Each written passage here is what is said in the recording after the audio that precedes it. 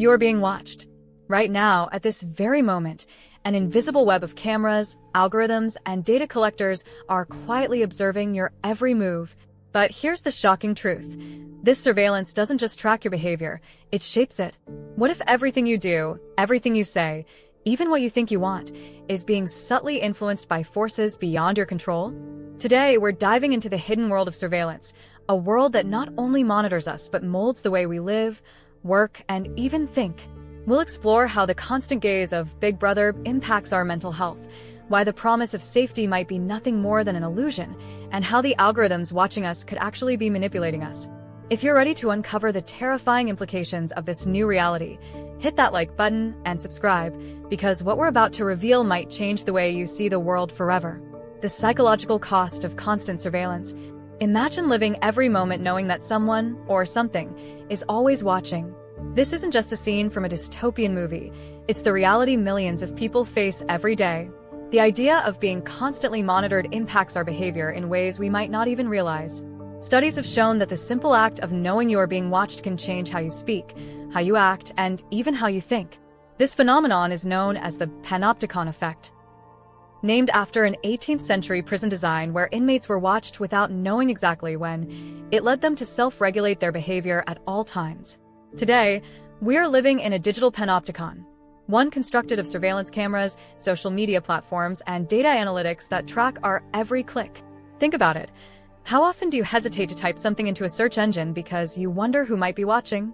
How many times do you second-guess a post on social media out of fear of how it might be perceived? This constant awareness subtly shifts our actions, limiting our freedom of expression and ultimately affecting our sense of self. Are we truly free if we are constantly altering our behavior to meet the expectations of unseen eyes?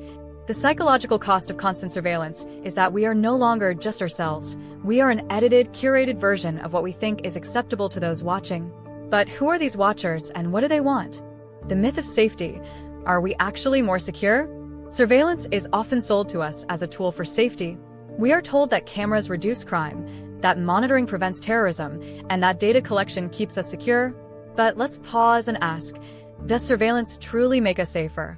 Or is it just an illusion of security? Take, for example, the widespread implementation of CCTV cameras in major cities. While these cameras do provide some deterrence against petty crimes, there is little evidence that they have any significant impact on major criminal activities. In fact, studies have shown that determined criminals simply adapt to being watched, shifting their activities to places where cameras aren't present or finding ways to avoid detection altogether.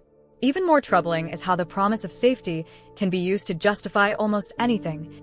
Governments and corporations alike use the language of safety to gain access to our most personal data. Our emails, our phone calls, even our private conversations are subject to surveillance, all in the name of keeping us safe.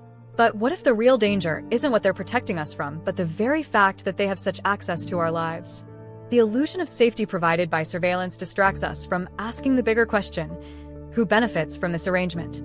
And are we really willing to trade our privacy for a sense of security that may not even be real? Algorithmic bias, the hidden discrimination of surveillance AI. In today's digital world, surveillance is no longer just about cameras on street corners. It's about algorithms, complex, opaque systems that decide who gets watched, when, and why. But here's the problem. These algorithms aren't neutral. They are designed by humans, trained on biased data, and often reflect the prejudices of those who create them. Let's take facial recognition technology as an example.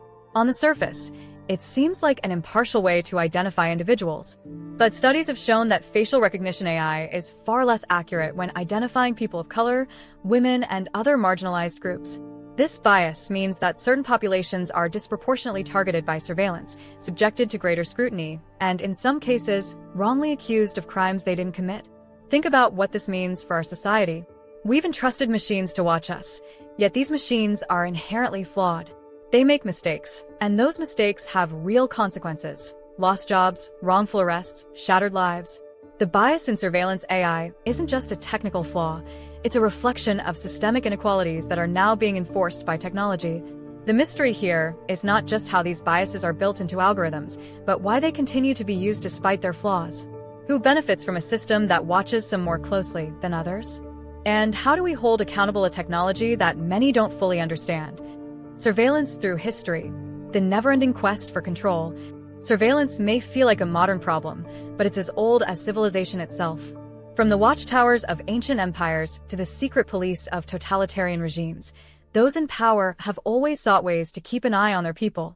What's changed is the scale and subtlety of today's methods. In the past, surveillance was labor-intensive. It required people to spy on other people, to eavesdrop on conversations, to collect and analyze information by hand. Today, thanks to technology, surveillance is automated, pervasive, and almost invisible. Every text message you send, every purchase you make, every website you visit, it's all tracked, logged, and analyzed by someone, somewhere. What's fascinating is how history repeats itself.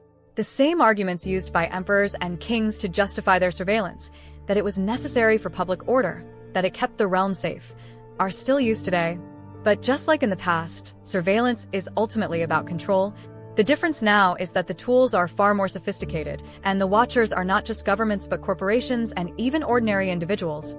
Are we living in a new age of digital feudalism, where those with the power to watch control those who are watched? And if history is any guide, what will be the consequences of this constant gaze on our society and our freedoms? We've explored the psychological costs of living under constant surveillance, questioned whether it truly makes us safer, uncovered the biases hidden within the algorithms that watch us, and traced the history of surveillance as a tool of control. The mysteries of surveillance are not just about technology. They are about power, trust, and the future of human freedom. The real question is, what can we do about it? How do we reclaim our sense of privacy in a world where everything is being watched? It starts with awareness. It starts with asking the tough questions about who is watching, why they're watching, and who benefits from the surveillance society we're building. If this video has opened your eyes to the unsettling realities of surveillance, please like, share, and subscribe. Join the conversation. Leave a comment below and let us know your thoughts. Do you think surveillance is a necessary evil, or are we giving up too much in the name of safety? Until next time, stay curious, stay informed, and remember, you are always being watched, but knowledge is the first step to reclaiming your freedom.